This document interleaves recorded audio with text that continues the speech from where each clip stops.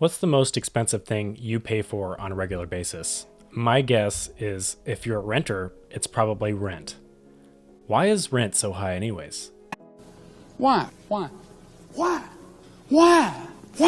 I mean, maybe it isn't for you. I don't know.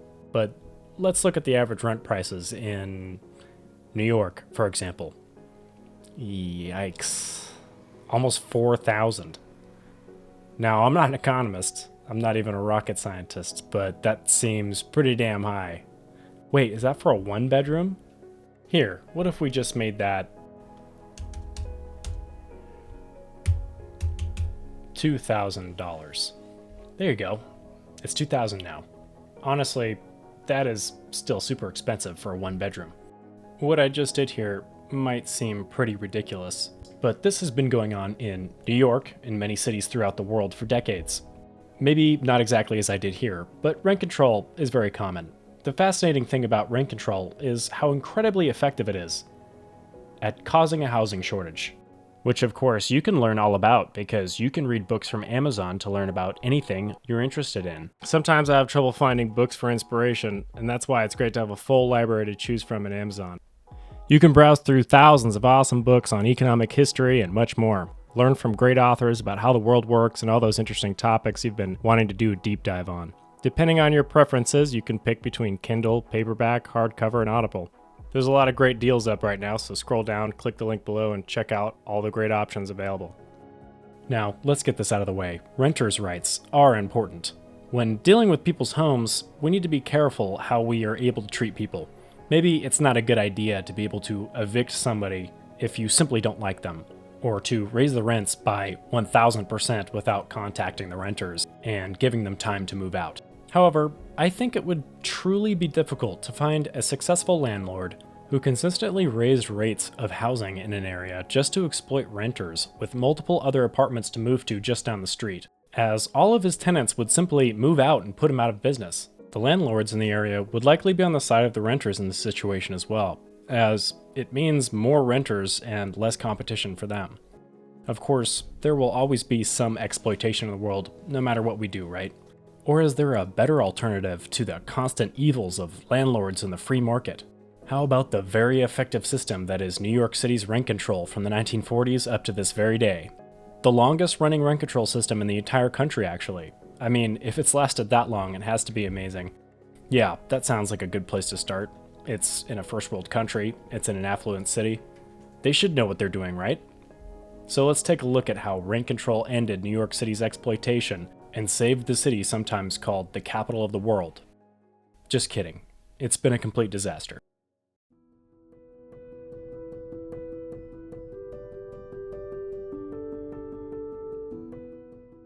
Calls for rent control in New York City actually had its beginnings way back in the early 1900s, with multiple rent strikes between 1904 and 1908 protesting high prices. However, they did not force rent control on the landlords as a result. And lo and behold, things just kinda got better. However, World War I was just around the corner in 1914, and from 1915 to after the war in 1919, construction fell from about 23,000 tenements to just 89. Due to diverting resources to the war effort. This obviously caused a housing shortage, resulting in high prices, protests, and rent strikes, just like any other housing shortage. But this time was a little different, and it set a precedent for New York's policies in the future. This is where logic sort of evaporates away and is replaced by the corrupted ideas of New York's legislators. They of course decided that it was time to step in and fiddle with the housing market. In March of 1920, the mayor of New York City, John Halen, took the side of the socialists in the New York legislature and urged New York State to adopt rent control laws. And they did. The rent control legislators decided that a reasonable margin of profit was 8%, which is, first of all, not very high, closing in on the average profit margin for restaurants at about 3 to 5%, which is often considered one of the lowest. It's also a completely arbitrary number. Every landowner has specific reasons why they charge what they charge. Maybe they have problems in other areas of the business they need to pay for, like a loan paying for the property, or increased maintenance costs because of the age of the building, or the part of town that the building is located in, or maybe they plan on making renovations and they need to save money for it. Making it harder for the landowners to make money for these things will obviously have negative effects on the renters. However, as usual, people need someone to hate for what they don't understand. So rather than letting the problem sort itself out, as clearly it had before, they decided to punish tenement owners for raising rates in a high-demand situation. Which is what you do. I mean, if you were selling a house and there was a huge housing shortage, wouldn't you try to get a good price for it? That's how you make the most of your investment. Actually, this is often the sole reason people choose to buy homes rather than renting them. They are speculating that the price will go up and increase their wealth. Or else, why take the extra responsibility of paying for and maintaining your own home? I mean, if people think privately owned housing is morally wrong, then go live in a country that doesn't allow private property, I guess. Yeah. Anyways, in the 1920s, rent control laws increased the already high demand for housing because of artificially low prices, which could have been much worse, but it was mitigated by passing legislation to incentivize new building during this time, exempting tenements built between 1920 and 1926 from property taxation up to 1932, and exempting new buildings built after September 27th of 1920 from the new rent control laws altogether. And in June of 1929, the rent control laws actually expired. That's the last time you'll see that. The next round of New York rent control laws came in the wake of World War II, in 1943, with the federal government expecting shortages and rationing. On November 1st, 1943, all rents in New York were frozen, along with most throughout the entire country, and rent controls continued with multiple extensions every few years. The rent control laws increased demand for housing, even with plenty of housing to go around. And when the federal government ended the sweeping rent control laws in 1947, the housing shortage leveled out across the country as people moved to more affordable housing and made more efficient use of space when prices rose to their natural levels. This also increased the construction of new housing because the landowners knew they could make a real profit off of renting it out, which eventually drove prices down. However, New York City continued its own rent control policies after 1947, leaving it with a lingering housing shortage. These artificially lower prices did actually make things easier for renters at the time. Older people who would normally be forced to move in with relatives because of the death of a spouse would be able to keep rent-controlled apartments.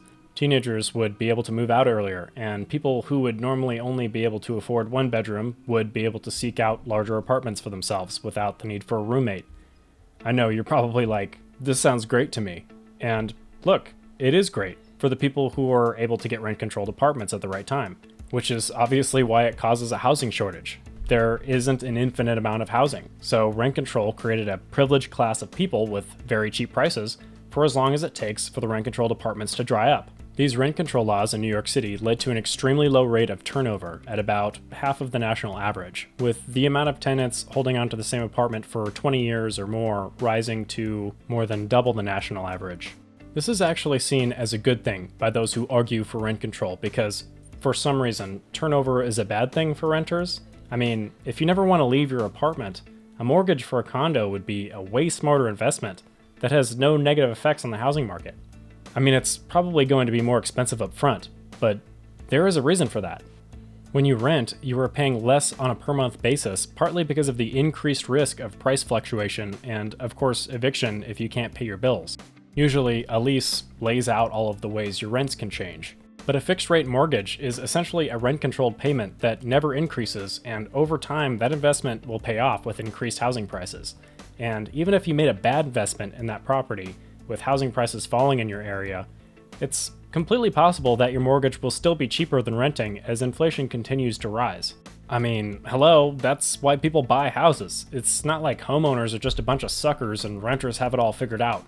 It's built into the business model. If it was, as a whole, cheaper and safer to rent over a lifetime, everyone would do it. There wouldn't be anyone willing to own housing unless they were renting it out.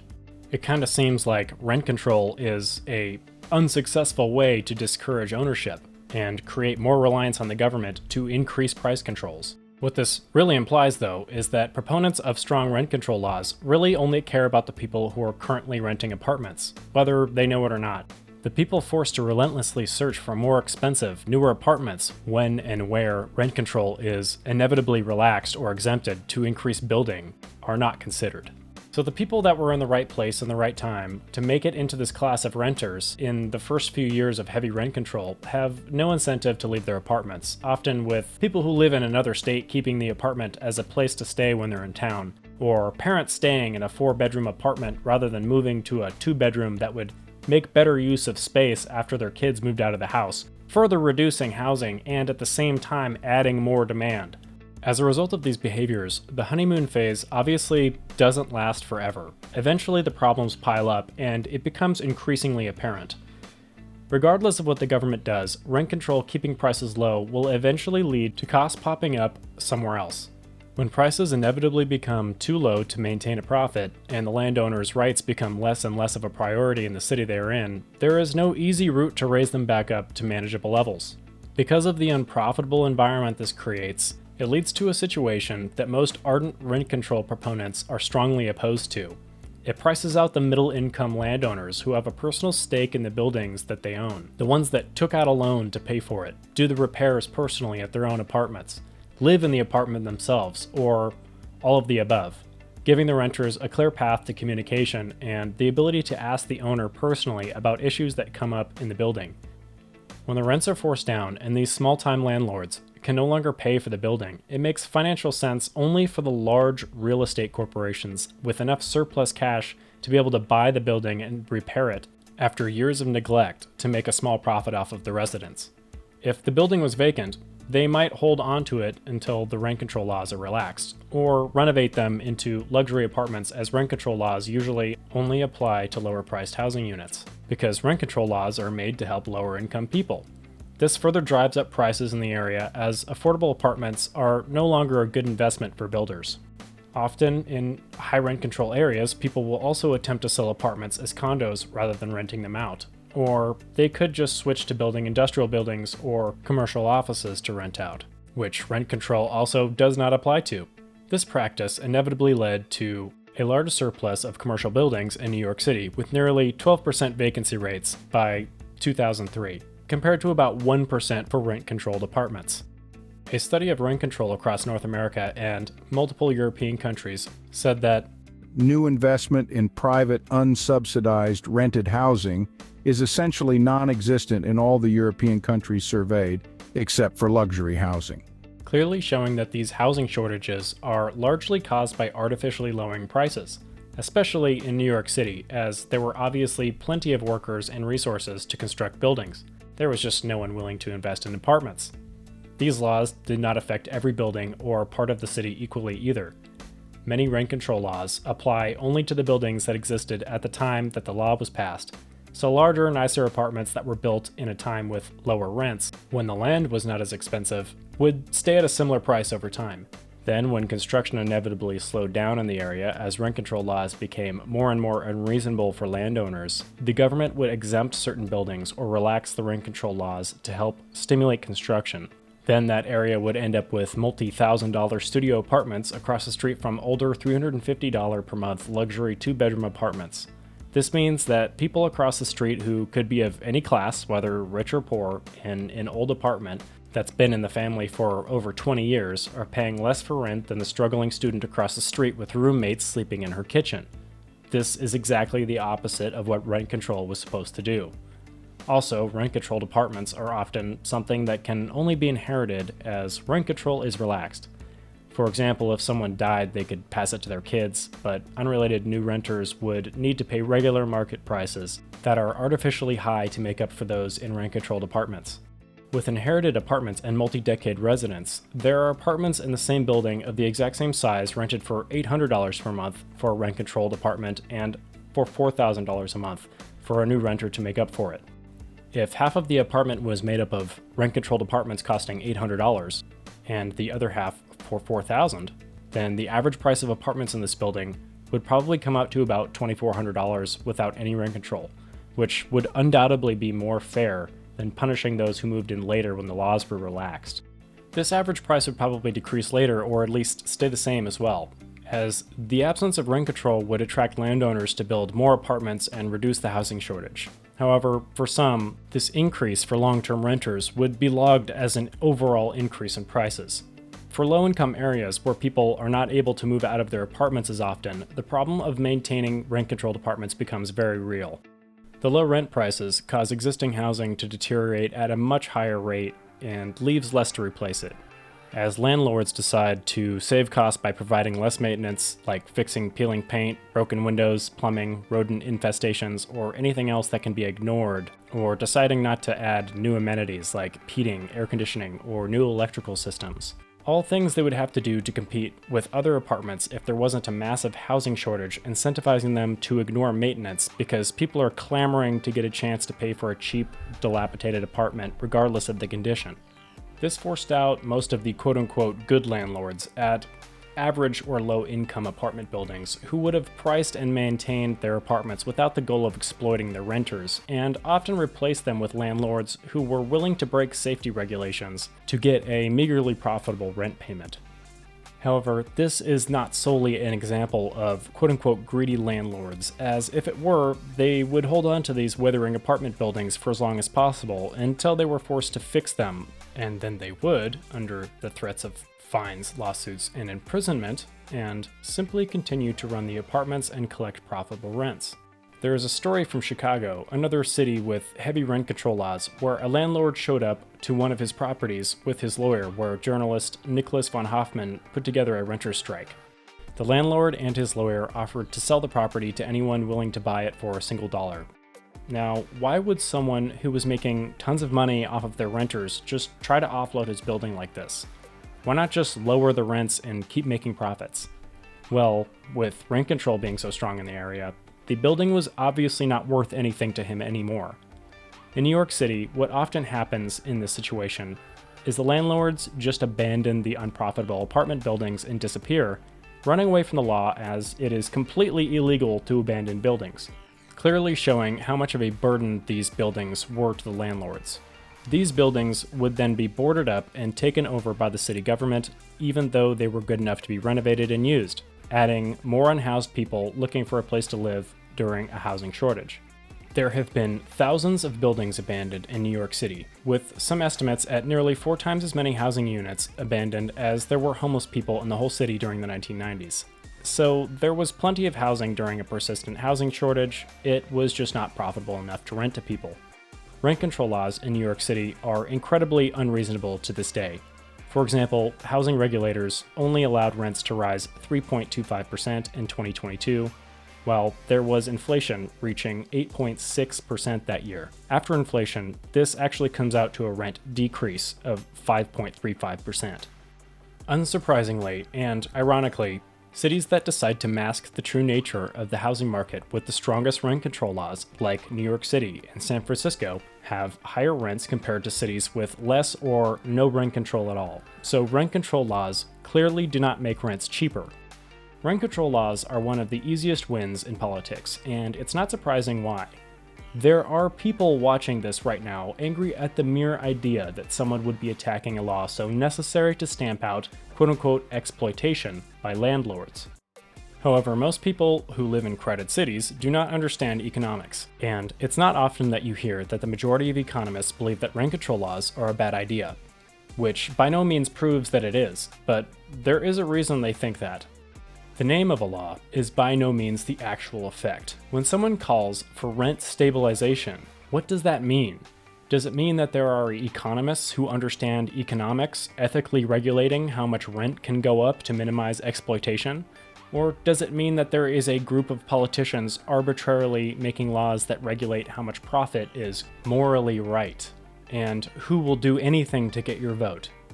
Even cause a persistent housing shortage that directly leads to homeless people dying out in the freezing cold in the streets. In the words of Thomas Sowell, economic policies need to be analyzed in terms of the incentives they create, rather than the hopes that inspired them.